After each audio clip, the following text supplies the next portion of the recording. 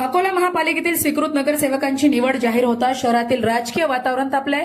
काँग्रेसकडून स्वीकृत नगरसेवकांची नावे जाहीर झाल्यानंतर अकोला काँग्रेसचे उपाध्यक्ष कपिल रावदेव यांनी काँग्रेस पक्षाच्या प्राथमिक सदस्यत्वासह त्यांच्या जवळील सर्वच पदाचा राजीनामा देत पक्षाला कायमचा रामराम ठोकलाय।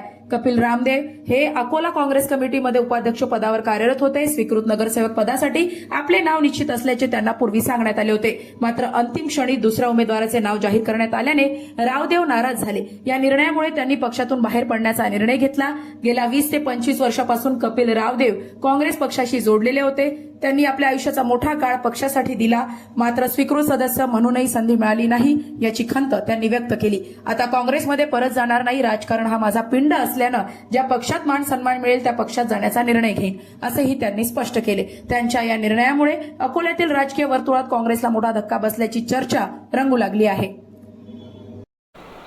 पक्षाचा राजीनामा द्यायचं कारण तसं म्हणजे असं आहे की स्वीकृत सदस्यासाठी माझं नाव 1 नंबरवर आहे असं मला सांगण्यात आलं होतं, पण ऐन वेळेवर नाव दुसरं आलं आणि इतक्या वर्षापासून जी पक्षाची मी सेवा करत होतो त्यामुळे थोडासा मला सेटबॅक बसला, त्यामुळे मी राजीनामा दिला। म्हणजे माझी नाराजी कोणाचबद्दल नाही आहे, कोणत्याही व्यक्तीबद्दल किंवा पक्षाबद्दल माझी नाराजी नाही आहे। माझी नाराजी माझ्या स्वतःबद्दल आहे की वयाचे जवळपास अर्ध वय, म्हणजे मी आज 48 वर्षाचा आहे, जवळपास 25 वर्ष मी वाया गमावले। बस याबद्दल माझी स्वतःबद्दल नाराजी आहे, बाकी पक्षाबद्दल किंवा कोणत्याही नेत्याबद्दल माझी नाराजी नाही आहे।